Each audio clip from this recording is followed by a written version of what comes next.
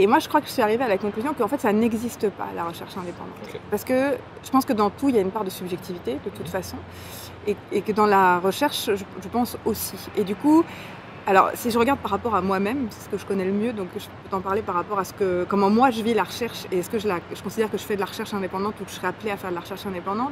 Moi, la première fois que je me suis posé la question, c'est vis-à-vis du militantisme. Parce que moi, je suis dans des domaines, donc droit international humanitaire, droit international des droits humains, où tu peux très vite devenir militant.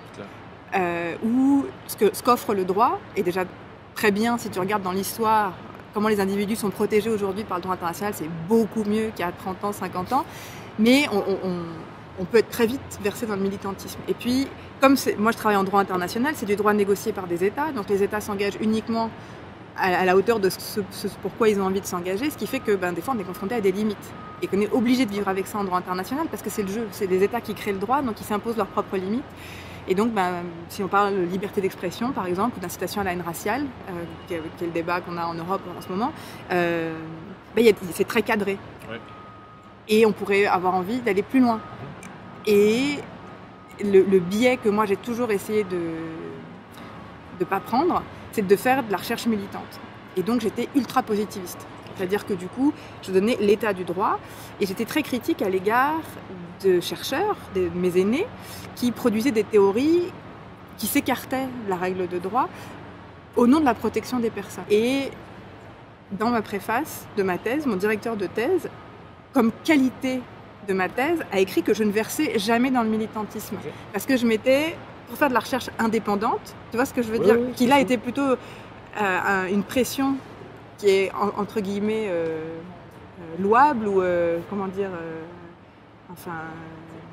pleine de bonnes intentions, tu vois, de dire des choses qui sont plus protectrices. Et je me le suis interdit, donc j'étais hyper positiviste. Okay. Et dans ma soutenance de thèse, il y a une des profs qui m'a dit qu'il fallait que je me décorsette du droit. Ce que je suis en train d'essayer de faire.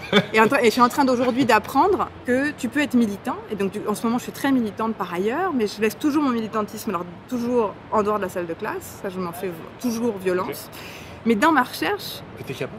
Oui. Ouais, des fois, je fais des petites parenthèses en rigolant. Alors, dire, attention, j'ouvre la porte du militantisme. Je dis à mon grand truc, je referme la porte, je continue à donner le droit positif. Voilà. Tu vois. Mais dans la recherche, je me dis qu'en fait, j'ai une responsabilité en tant que chercheur de faire évoluer le droit. Et donc d'être militante. Et donc, oui, d'interpréter les normes pour ce qu'elles disent et de ne pas leur faire dire ce qu'elles ne disent pas, mais de militer pour qu'elles changent si elles doivent changer. Okay. Et je pense que, alors c'est pour ça que je parle au passé de la façon dont j'ai vécu de la recherche indépendante, dans le sens où j'étais super positiviste pour regarder juste la norme et rien que la norme et interpréter la norme et la sortir complètement de toute autre chose. Et aujourd'hui, je pense qu'il faut avoir un regard beaucoup plus général que ça, introduire d'autres disciplines même, à la limite, et que j'ai une responsabilité de faire évoluer le droit, enfin de participer à l'évolution du droit pour une meilleure protection des personnes. Mais parce que peut-être aujourd'hui, je me sens plus partie prenante du processus, alors que quand j'étais thésarde, tu voulais entrer dans oui, tu sais, t'es pas dans le même... voilà. Mais j'en suis de loin pas là. Okay. Mais je pense que c'est un chemin à prendre. Mais ceci dit, si on revient à l'indépendance de la recherche, du coup, c'est pas de la recherche indépendante. Parce que si c'est ce vers quoi je vais faire de la recherche qui n'est pas indépendante de militantisme. Tu vois ce que je veux dire ? Oui, donc d'une certaine façon, il y a un biais dans ma recherche qui est mon biais militant. Et que je trouve tout à fait correct, mais parce que c'est moi qui trouve ça tout à fait correct, mais parle à un politicien, il va dire que ce que je fais c'est de la merde parce que en fait je suis animée par une vocation militante et que c'est pas du droit ce que je fais. Et la dernière étape sur la recherche indépendante, c'est ce que j'ai découvert ici, c'est la recherche subventionnée. Moi je me suis pliée à l'exercice de présenter une demande de subvention au FRQSC et une autre à la Fondation pour la recherche juridique. Et dans les deux cas, j'ai pas écrit ce que je pensais, j'ai pas écrit... je me suis